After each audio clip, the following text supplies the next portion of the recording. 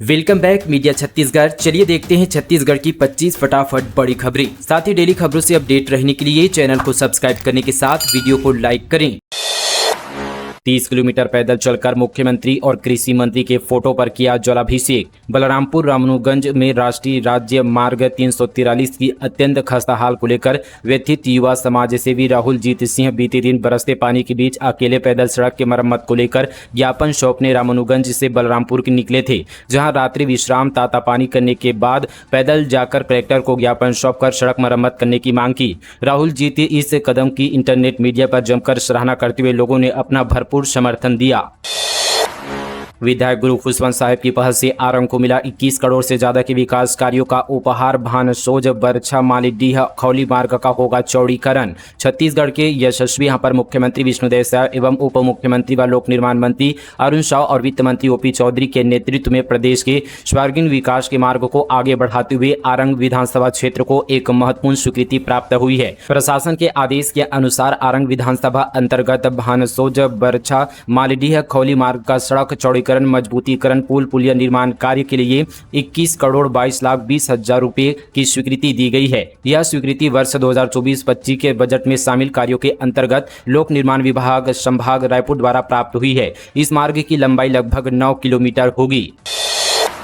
Mobile field visit के लिए गाड़ी समेत 17 मांगे। बलौदाबाजार में जूनियर एडमिनिस्ट्रेटिव सर्विस एसोसिएशन की डिमांड, कहा संसाधन नहीं मिले तो करेंगे आंदोलन। बलौदाबाजार के जूनियर एडमिनिस्ट्रेटिव सर्विस एसोसिएशन ने कलेक्टर दीपक सोनी को 17 सूत्रीय मांग पत्र सौंपा है। संघ ने कहा कि बिना उचित संसाधनों के काम करना मुश्किल हो रहा है। मांग पत्र में कई महत्वपूर्ण बिंदुओं को शामिल किया गया है। हर तहसील में एग्रीटेक स्वामित्व योजना और ई कोर्ट जैसी यहाँ पर डिजिटल प्रक्रियाओं के लिए प्रशिक्षित स्टाफ की मांग की गई है। राजस्व विभाग में एसएलआर और एएसएलआर के खाली पदों को भरने की भी मांग की गई है। तहसीलदारों के लिए सरकारी मोबाइल और डिवाइस की मांग की गई है। राजस्व न्यायालयों में सुरक्षा कर्मियों की तैनाती और फील्ड विजिट के लिए वाहन की सुविधा की भी मांग भी शामिल है। सड़क दुर्घटना पीड़ितों को 25,000 रुपये की तत्काल सहायता देने की मांग की गई है।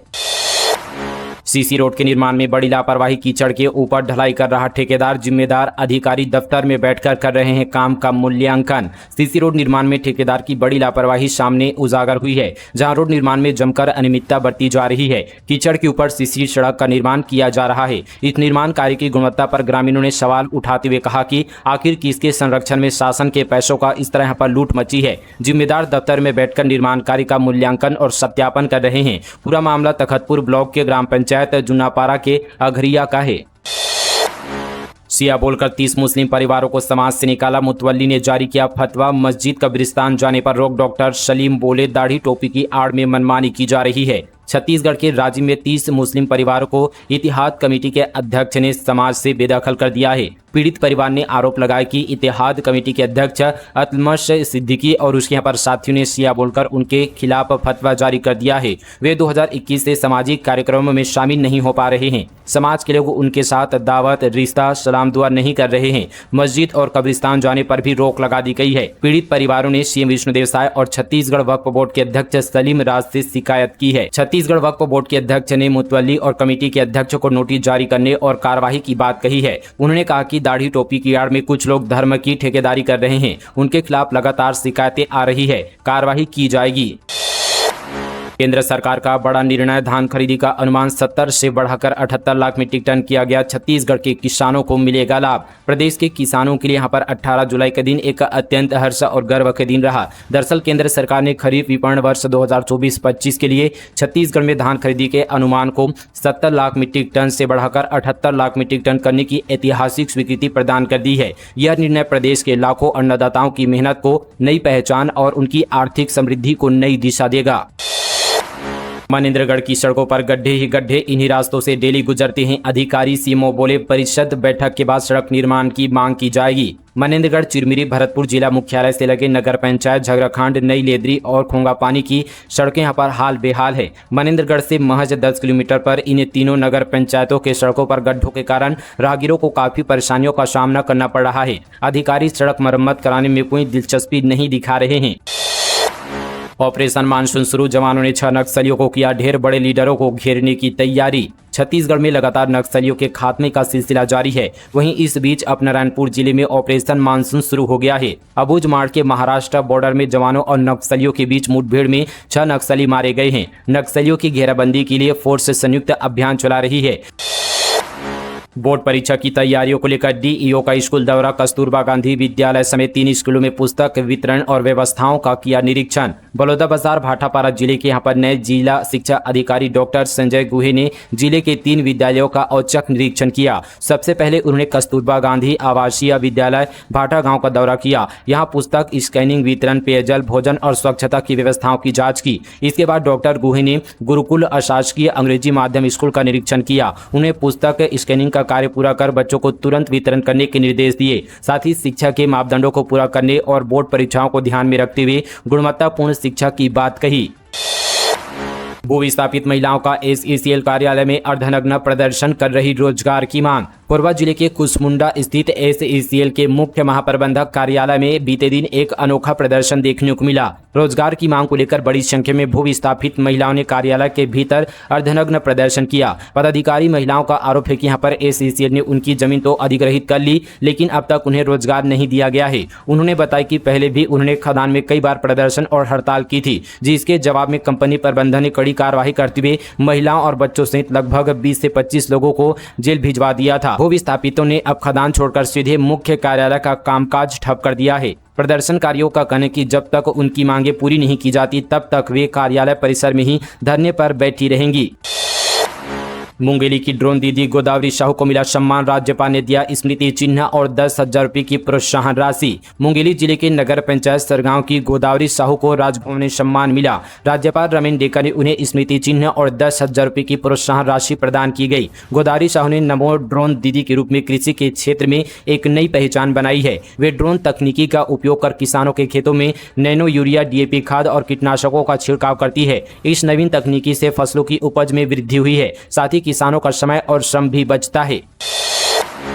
सर्व आदिवासी समाज की चेतावनी, मां बमलेश्वरी मंदिर ट्रस्ट में गौड़ जनजाति के लिए 50% आरक्षण की रखी मांग। डोंगरगढ़ स्थित प्रसिद्ध मां बमलेश्वरी मंदिर ट्रस्ट में गौड़ जनजाति को उचित प्रतिनिधित्व दिलाने की मांग यहां पर जोर पकड़ने लगी है। दरअसल 13 जुलाई रविवार को सर्व आदिवासी समाज जिला राजनांदगांव की बैठक में सर्वसम्मति से यह प्रस्ताव यहां पर पारित किया गया। मां बमलेश्वरी यहां पर देवी, यहां पर गौड़ जनजाति की कुल देवी है और सदियों से उनके परिवार तथा संपूर्ण गौड़ समाज के लोग परंपरा अनुसार पूजा अर्चना करते आ रहे हैं। बैठक में तय किया गया कि मां बमलेश्वरी ट्रस्ट समिति में गौड़ समुदाय को 50% ट्रस्टी या सदस्य के रूप में आरक्षण प्रदान किया जाए। इसलिए यहाँ पर ट्रस्ट की नियमावली में आवश्यक संशोधन कर गौड़ जनजाति के लिए यह आरक्षण लागू करने की मांग की गई है।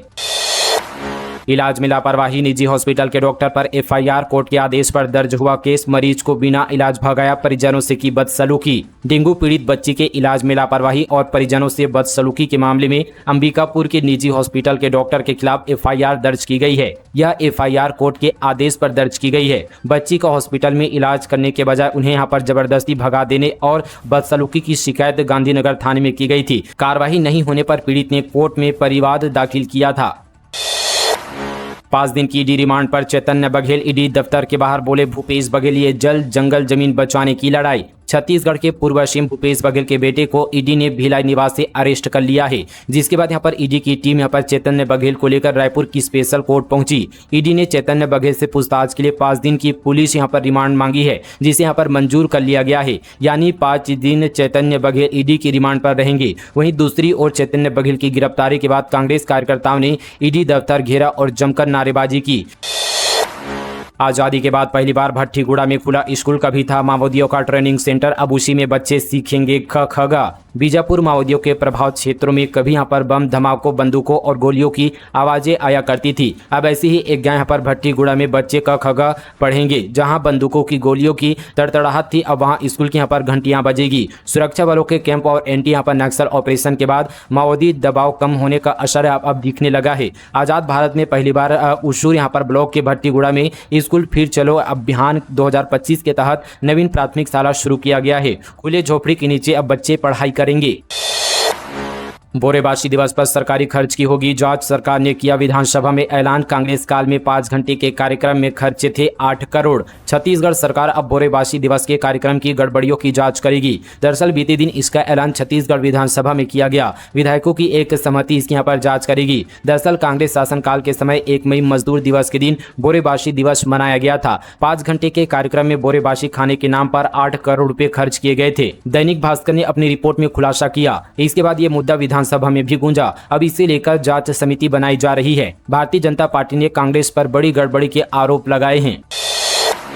छत्तीसगढ़ अंजोर विजन 2047 प्रति व्यक्ति आय में 10 गुना वृद्धि, जीडीपी 75 लाख करोड़ करने का लक्ष्य। सीएम विष्णुदेव साय ने छत्तीसगढ़ अंजोर विजन 2047 प्रदेश की जनता को समर्पित किया। नवा रायपुर अटल नगर में भव्य कार्यक्रम आयोजित किया गया। इस कार्यक्रम में मंत्रिमंडल के सदस्य, विधानसभा अध्यक्ष डॉक्टर रमन सिंह, नीति आयोग विषय विशेषज्ञ, जनप्रतिनिधि और वरिष्ठ अधिकारी शामिल रहे। सीएम ने कहा कि यह दस्तावेज केवल शब्दों का संकलन नहीं बल्कि आत्मनिर्भर, समृद्ध, विकसित छत्तीसगढ़ के निर्माण का एक ठोस संकल्प और स्पष्ट दिशा है। साय ने कहा कि यह विजन प्रधानमंत्री नरेंद्र मोदी के विकसित भारत @ 2047 के संकल्प से प्रेरित है। इससे छत्तीसगढ़ को भारत के अग्रणी एवं विकसित राज्य में शामिल करने के लिए मार्गदर्शन मिलेगा।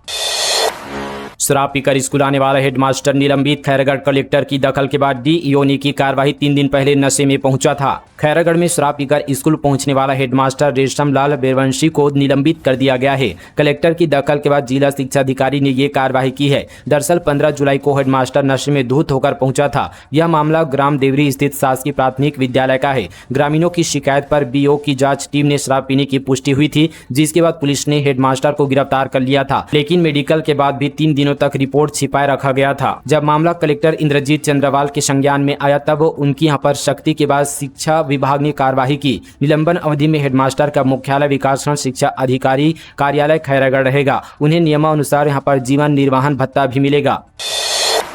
गौरक्षा के नाम पर की मारपीट, बजरंग दल के 2 कार्यकर्ता को गिरफ्तार करने के बाद भेजा गया जेल। कवर्धा सिटी कोतवाली पुलिस ने गौरक्षा के नाम पर एक युवक के साथ मारपीट करने के मामले में बजरंग दल के 2 कार्यकर्ताओं यहाँ पर सागर साहू और पूरन पाली को गिरफ्तार कर जेल भेज दिया है। अन्य आरोपियों की गिरफ्तारी के लिए पुलिस ने विशेष टीम गठित की है। बिलासपुर में केसीसी और खाद के लिए किसान परेशान, खेती पिछड़ने से अन्नदाता बोले अब हम क्या करें। प्रशासन का दावा जिले में खाद की कमी नहीं। बिलासपुर में प्रशासन का दावा है कि खाद की कमी नहीं है, लेकिन जिले के किसान लगातार अपनी समस्या को लेकर कलेक्ट्रेट परिसर में भटकते नजर आ रहे हैं। सेवा सहकारी समिति यहाँ पर गोड़ाडीह और आसपास के किसान केसीसी नहीं बनाने और खाद की कमी की समस्या को लेकर भटकते नजर आ रहे हैं। उन्हें चिंता इस बात की भी है कि खेती का काम जोरों पर है, ऐसे में खाद नहीं मिलने पर फसल की पैदावार पर असर पड़ सकता है।